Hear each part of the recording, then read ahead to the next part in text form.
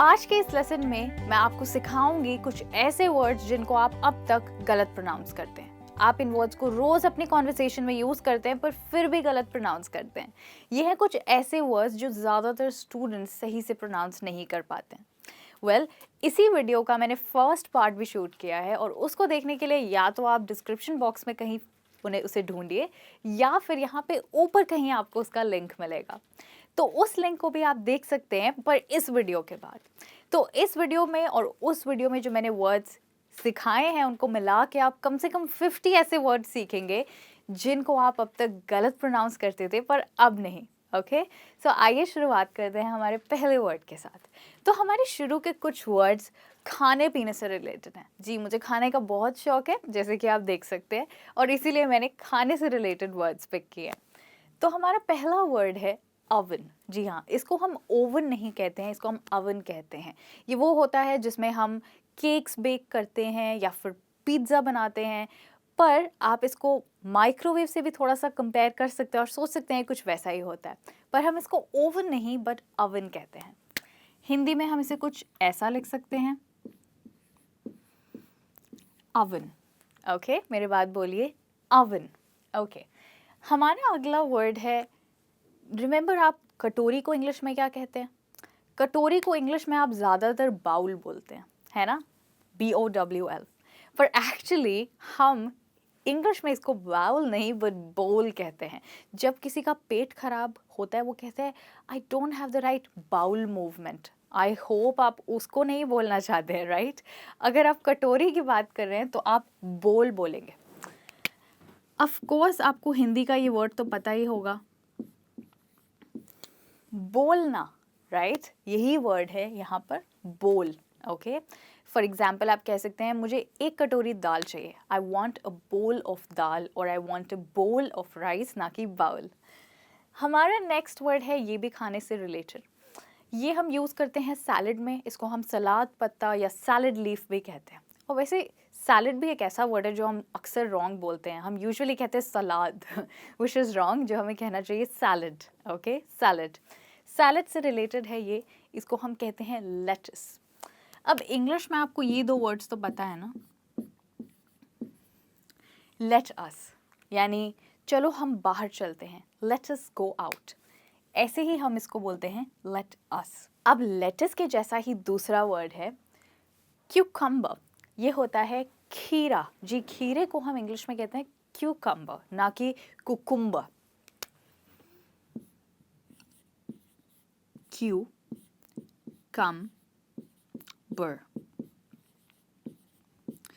Cucumber. और हमारा next word है प्लम्बर। जैसे कि आप नोटिस करेंगे इन दोनों वर्ड के एंड में BER आता है और पहले M और M आता है, पर हम इसमें क्यूकम्बर नहीं कहते हैं बट क्यूकम्बर कहते हैं। पर इस वर्ड में हम कहते हैं प्लम्बर। इसका मतलब है यहाँ पे B साइलेंट है और हम सिर्फ यूज करते हैं प्लम्बर।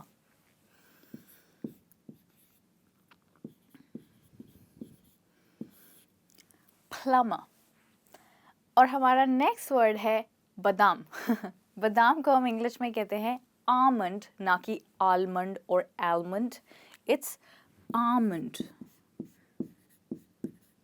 तो आपने गेस कर लिया होगा कि इस बहुत कॉमन वर्ड में L साइलेंट है जिसको अक्सर लोग बोल देते हैं, तो ये है आमंड। हमारा नेक्स्ट वर्ड भी खाने से जुड़ा है, और अगर हम किसी खट्टी चीज़ की बात करें तो हम क्या बोलते हैं, ये बहुत सार है, ना कि सावर या फिर सोर बट सार।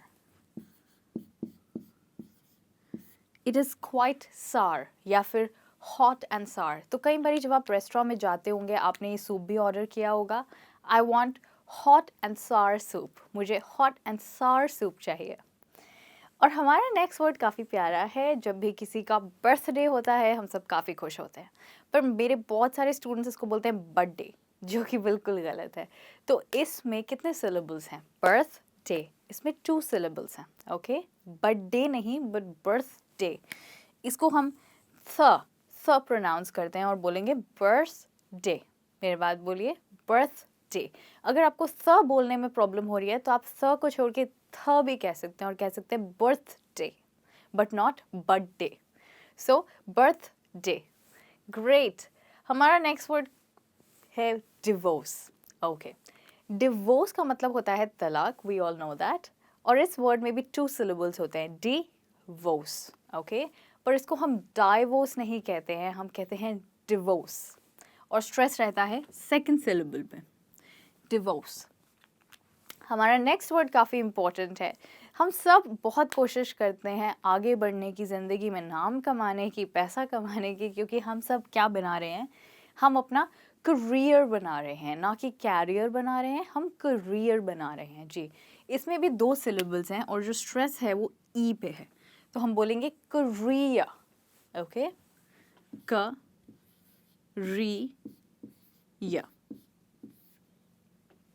इसमें आपको र बोलने की ज़रूरत नहीं है एंड में, पर अगर आप कहना चाहते हैं तो आप कह सकते हैं करियर या फिर करियर। ओके, हमारा नेक्स्ट वर्ड है फोटोग्राफी जी। इसको हम फोटोग्राफी नहीं कहते हैं बट फोटोग्राफी कहते हैं, और इसका जो स्ट्रेस है वो ओ पे आता है, इसलिए होता है photography.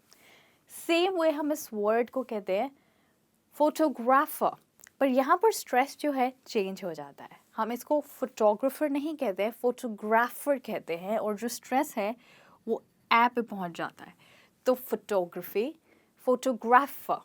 Okay, all right, now let's move on, और हम अपना नेक्स्ट वर्ड देखते हैं जो है एग्जीक्यूटिव जी। ये हम यूज़ करते हैं किसी ऐसे बंदे इंसान के लिए जो एक बिजनेस हैंडल कर रहे हो, अ बिजनेसमैन।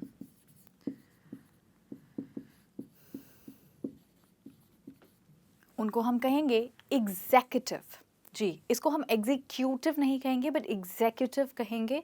इसमें मोस्ट इम्पॉर्टेंट साउंड है ए, और हम कहेंगे executive, executive. Alright, okay great. इसी के साथ हम अपना अगला वर्ड देखते हैं जो है डिटर्मिन, यानी किसी चीज़ को ठान लेने को हम कहते हैं डिटर्मिन, ना कि डिटरमाइन। ओके, सो ये वर्ड है डिटर्मिन। इसमें स्ट्रेस अ पे रहेगा और MINE को हम मिन कहेंगे, ना कि माइन। सो ये वर्ड है डिटरमिन। और हमारा नेक्स्ट वर्ड है, या तो आप इसे कह सकते हैं शेड्यूल या फिर स्केड्यूल। इसकी 2 प्रोनाउंसिएशंस पॉसिबल है। स्केड्यूल का मतलब होता है आपका प्लान, आपका रूटीन, जो आप करने वाले हैं उसको आप कहते हैं स्केड्यूल। तो आप कह सकते हैं आज मेरा प्लान पूरा दिन बहुत बिजी है, सो आप कहेंगे I have a very busy schedule. Again schedule और स्केड्यूल।